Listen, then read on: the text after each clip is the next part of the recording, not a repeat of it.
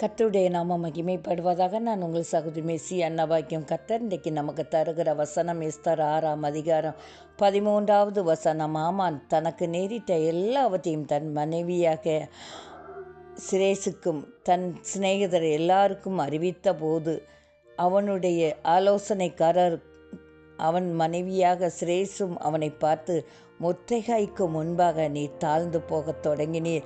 அவன் யூத குலமானால் நீர் அவனை மேற்கொள்ளாமல் அவனுக்கு முன்பாக தாழ்ந்து போவது நிச்சயம் என்றார்கள்.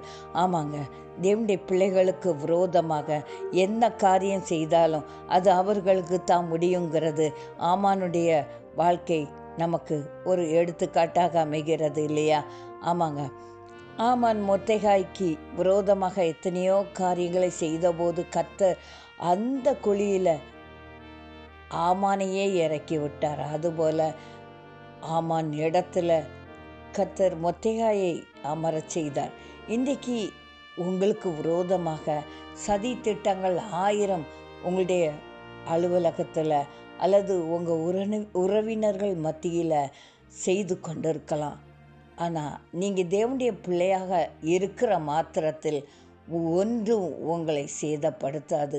அவர்கள் செய்த சதி வலையில் அவங்களே விழும்படியாக கர்த்தர் செய்வார். அவரால் கூடாத காரியம் ஒன்றுமே இல்லை.